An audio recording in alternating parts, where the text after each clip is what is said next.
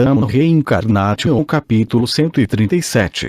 Preparativos para a caça. 6. 2 dias depois, o amanhecer encontrou a maioria das pessoas no Castelo dos Leões Negros ficando ocupadas. Caçar monstros era apenas uma tarefa anual, não um evento especial.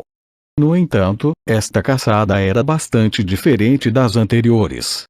Não apenas havia pessoas participando que não eram membros dos Cavaleiros Leão Negro, mas também havia 2 jovens leões que nem haviam tido sua cerimônia de maioridade.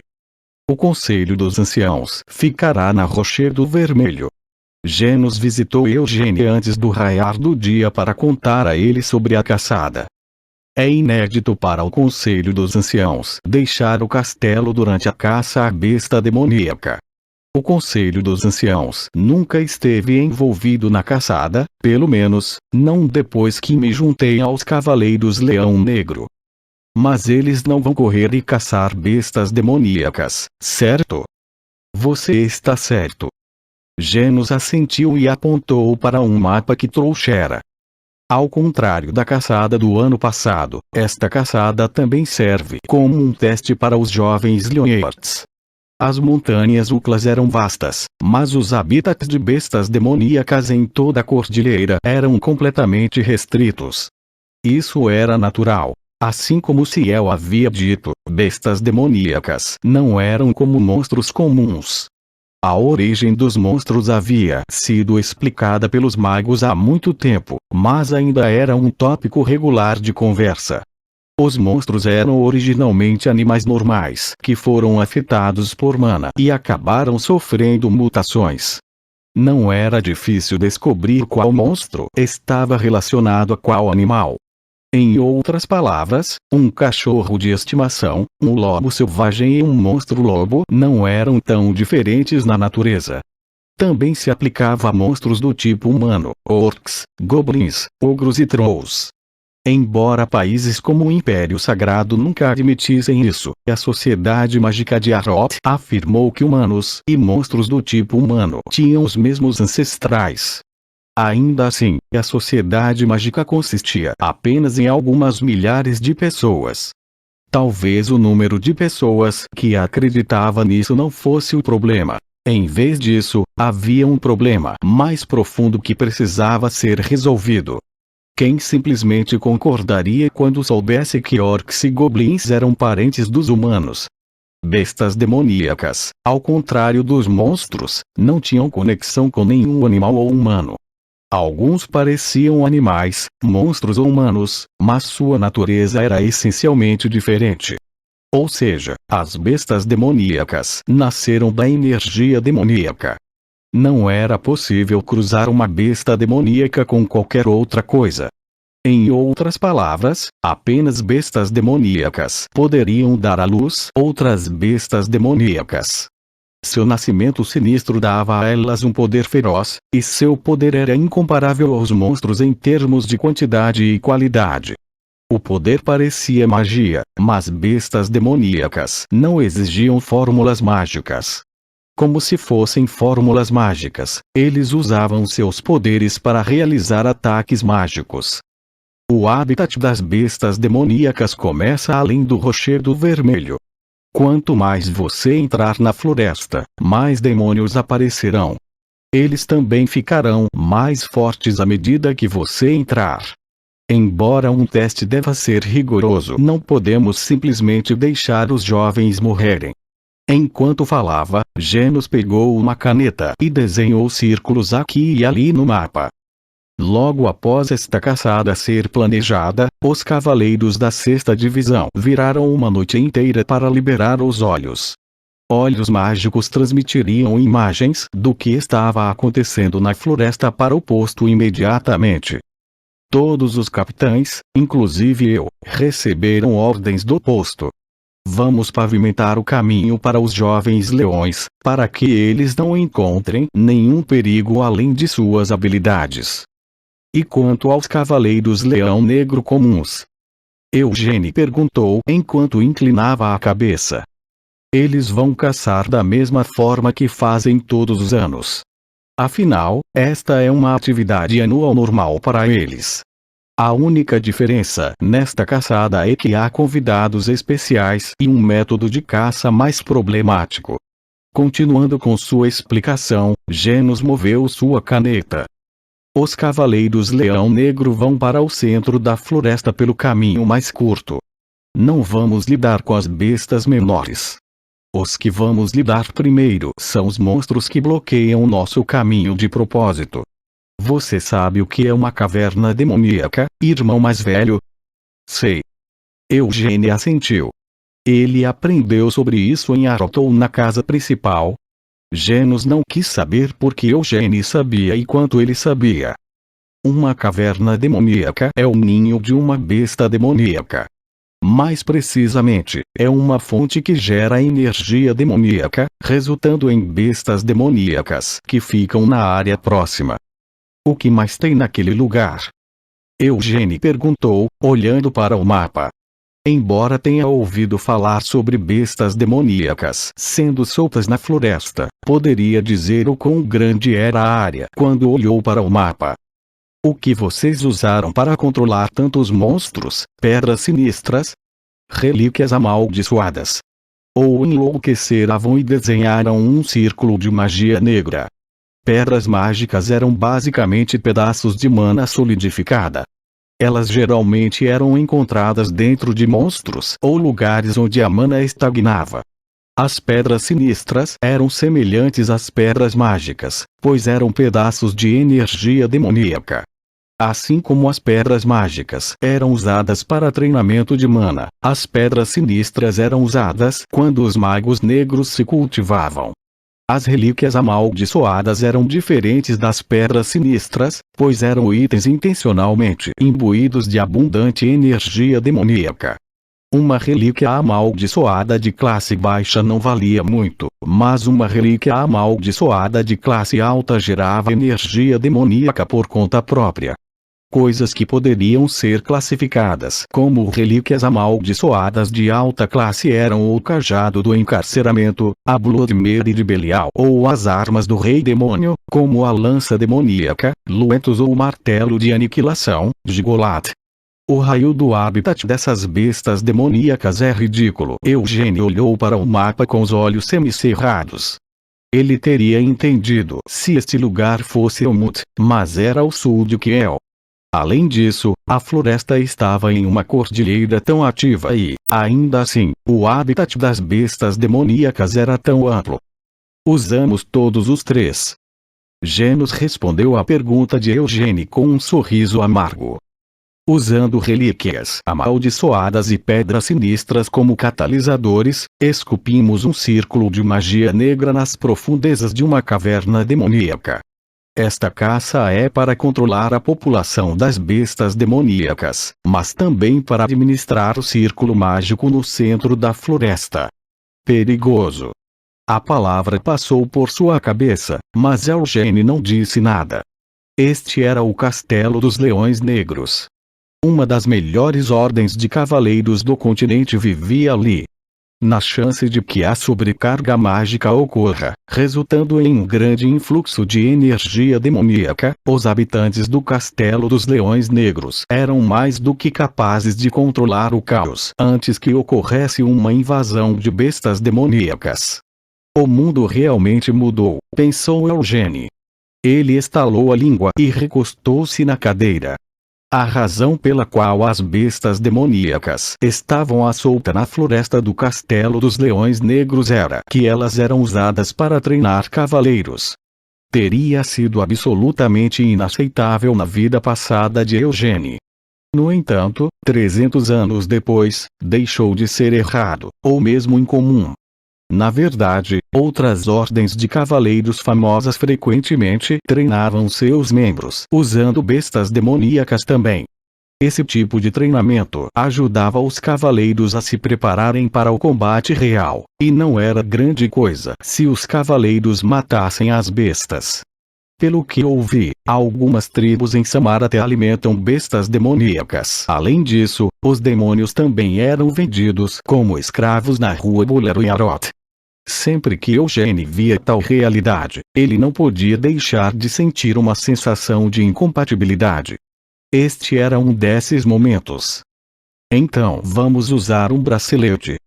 Eugênio perguntou, estupefato. Sim, irão.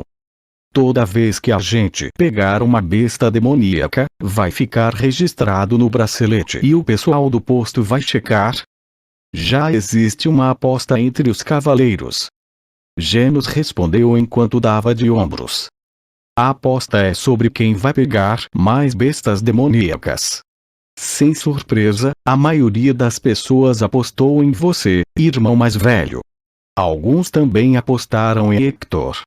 De qualquer forma, escolher quem ficará em primeiro lugar não funciona, porque as chances de você ganhar são muito altas. É por isso que todo mundo está pensando em quem ficará em segundo lugar. Em quem você apostou, irmão mais novo? Eugênio perguntou. Quem você acha? Sua filha. Sim, nela mesmo. Ah, por favor, mantenha isso em segredo de Gênia. Ela obviamente ficaria com raiva por eu não ter apostado que ficaria em primeiro lugar. Não somos tão próximos o suficiente para falar sobre essas coisas. Eugênio limpou a garganta. Ele estava escondendo seu desconforto de tornar a caça de bestas demoníacas uma competição enquanto usava braceletes que registravam a contagem de cabeças. Porque os jovens hoje em dia tratam a caça de bestas demoníacas como uma piada. Bem, este lugar não é Elmut, pensou Eugênio. Com uma cara amarga, ele assentiu. Acho que tem gente que está apostando no Evard, né? Há alguns jovens malucos que estão apostando contra as probabilidades, tentando obter uma bolada maior. A maioria das pessoas pensa que Mestre Evard ou Deacon ficará por último. A avaliação das pessoas sobre Evard era desastrosa, considerando que Evard era o primeiro filho da família principal. No entanto, a opinião de Eugênio não era tão diferente da deles. Um total de 9 jovens Lyonheart participariam desta caçada. Entre eles, Hector foi forte o suficiente para se tornar um cavaleiro honorário da Ordem das Presas Brancas. Gênia era talentosa o suficiente para ser comparada aos 12 melhores de Shimuin. Não há necessidade de mencionar Cian e Ciel. Suponho que Gargit e Desga provavelmente estarão nos escalões mais baixos, mas isso se deve principalmente ao fato de outros participantes serem muito fortes. Eles não são ruins se eu considerar apenas suas habilidades. Deacon era o que mais carecia de habilidades. Na verdade, Evard não é muito incompetente quando se trata de habilidade. Evard estava no quarto círculo de magia. Os magos do quarto círculo eram tratados com respeito em todos os lugares. Acontece que Eugênio tinha um padrão muito alto. Ele já havia ultrapassado o quarto círculo quando tinha 18 anos, e Evard tinha 22 naquele ano. Círculos à parte, não há como Evard ter experiência de combate real. Na verdade, Deacon poderia ser melhor do que Evard quando se tratava de um combate real. Um feitiço de rastreamento de localização também está gravado nos braceletes. Suas localizações serão transmitidas para mim e outros capitães em tempo real. Como nos velhos tempos. Murmurou Eugênio, balançando a cabeça. Ele havia usado um bracelete semelhante durante a cerimônia de continuação da linhagem sanguínea.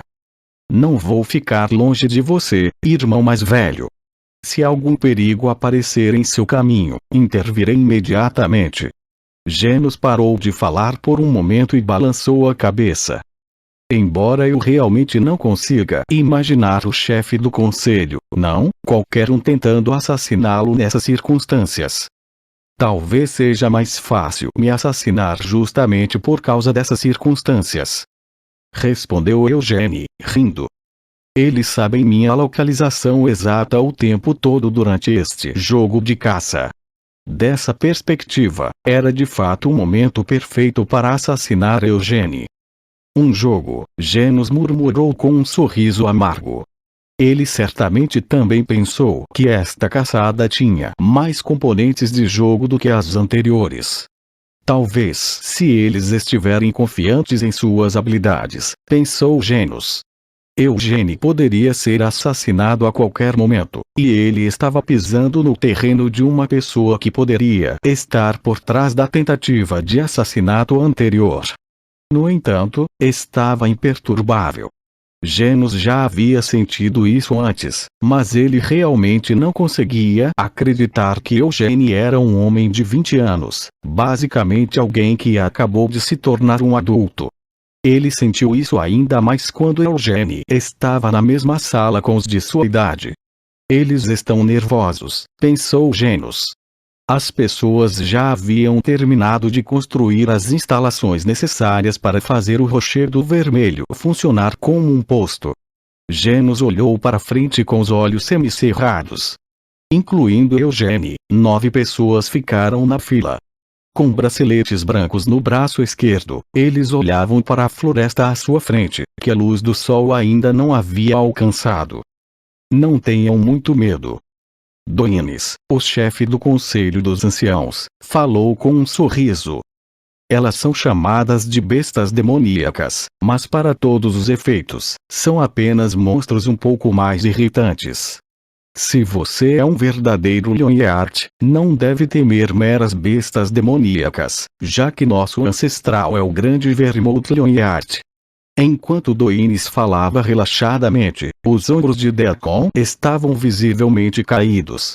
Evard estava ao lado de Deacon com um olhar surpreendentemente calmo em seu rosto, mas as pontas de seus dedos tremiam levemente. Deacon e Evard não eram as únicas pessoas que temiam o desconhecido. Gargita engoliu em seco e Desra respirou fundo várias vezes. A ideia é simples. Doines apontou para o pulso de Cian.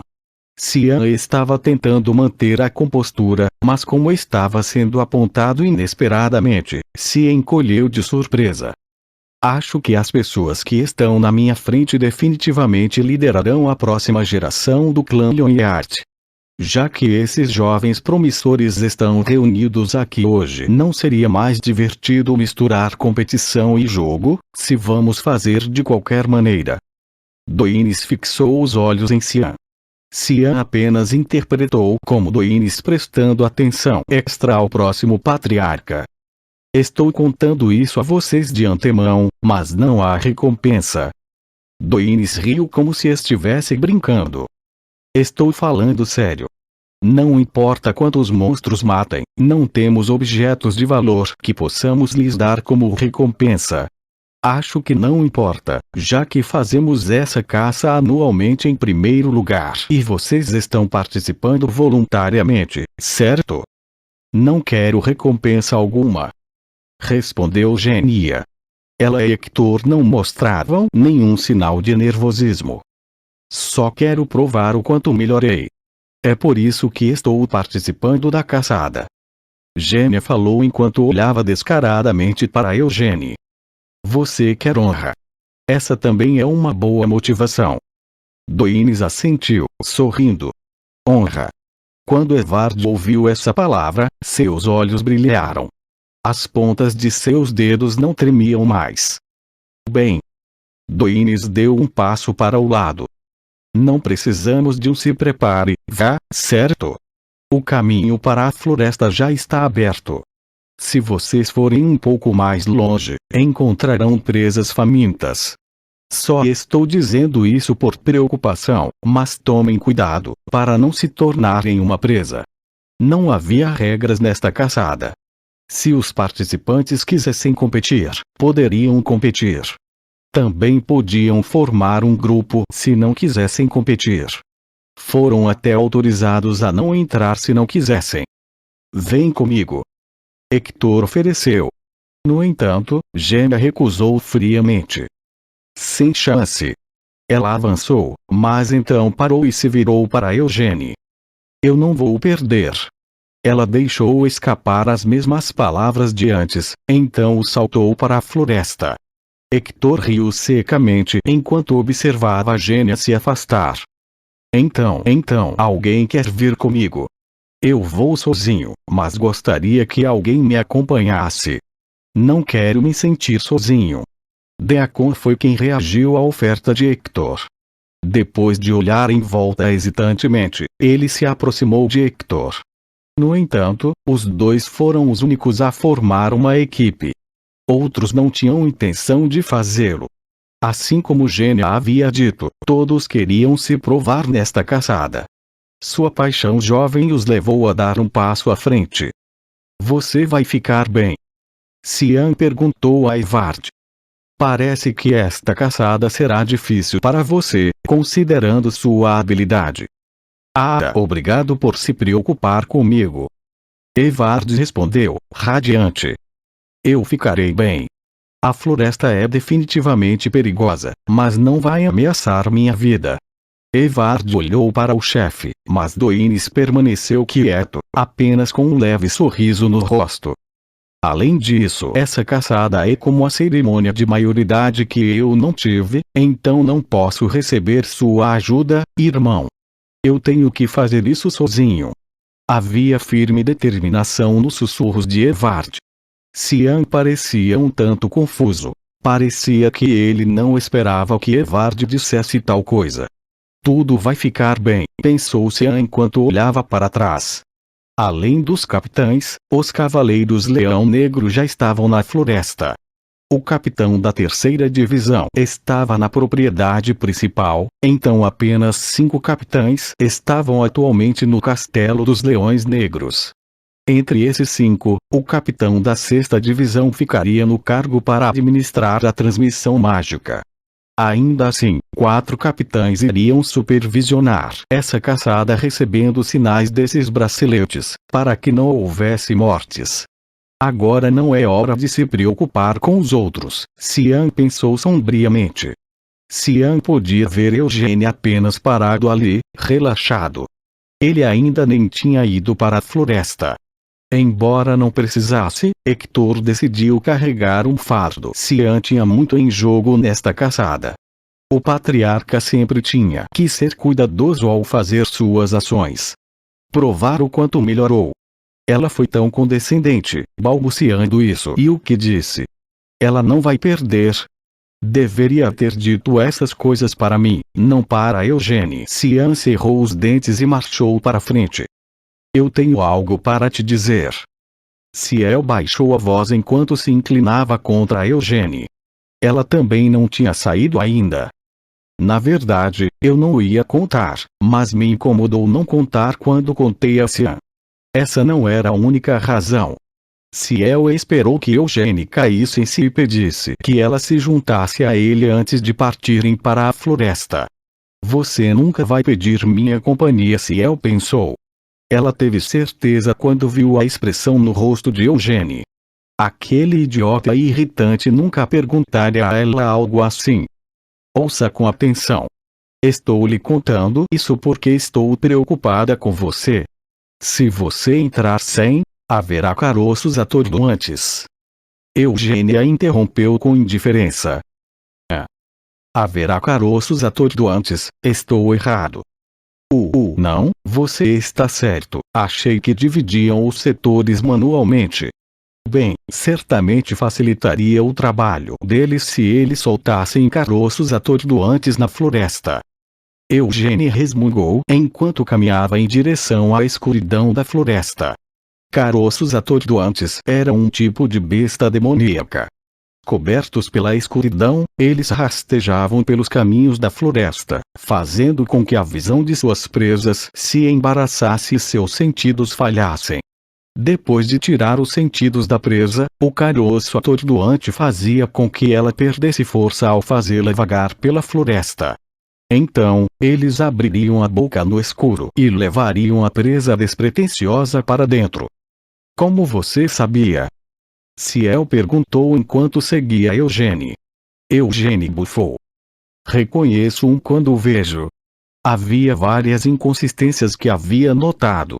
Em primeiro lugar, a densidade da escuridão que cobria a floresta era inconsistente. Em segundo lugar, a borda da escuridão ondulava como uma onda de mar. Finalmente, dentro dos cheiros da floresta verde, ele pôde sentir um traço de um cheiro diferente. Você reconhece quando o vê? Ciel balançou a cabeça, incapaz de entendê-lo.